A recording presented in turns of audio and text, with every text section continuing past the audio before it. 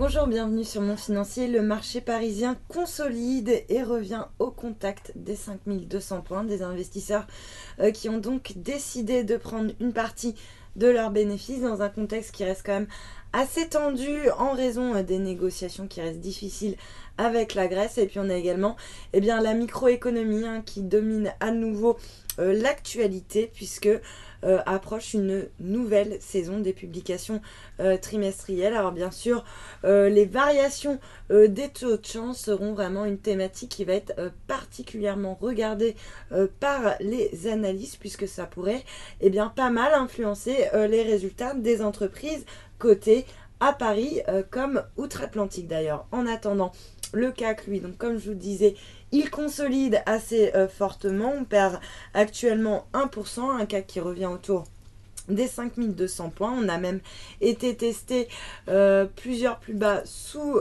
ce seuil symbolique. À noter qu'ailleurs, Francfort consolide également, moins 1,15%, tandis que Wall Street évolue en légère baisse. Du côté des valeurs maintenant à contre-courant de la tendance, c'est bien sûr Alcatel-Lucent qui s'envole de 16,3%. On est à 4,50 € après la confirmation de discussions avec Nokia en vue d'une possible offre en titre de l'équipementier télécom finlandais sur le français. Donc en clair, il s'agirait d'un projet de fusion entre le finlandais Nokia et Alcatel-Lucent, ce qui permettrait de créer le plus grand acteur mondial de réseau en termes de chiffre d'affaires. On notera également que ArcelorMittal reprend des couleurs après avoir signé la plus forte baisse la veille. Le titre profite donc de rachat à bon compte. Et puis à l'inverse, on a LVMH en lanterne rouge qui recule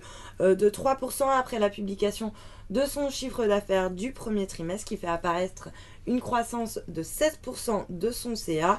LVMH qui a bénéficié de l'appréciation du dollar et de plusieurs devises par rapport à l'euro. Et puis à l'inverse, on a également Airbus qui abandonne 2,8% à 61 €, plombé par les prises de bénéfices et puis par la remontée de l'euro ce jour par rapport au dollar. On notera également que le secteur bancaire est très mal orienté avec Société Générale qui recule de 2,5%, BNP qui abandonne 2% également, suivi de Crédit Agricole, moins 1,7%. Mais la plus forte baisse ce soir, c'est Virbac qui redonne 3,8% à 218 € sur le SBF 120, sur le marché d'échange.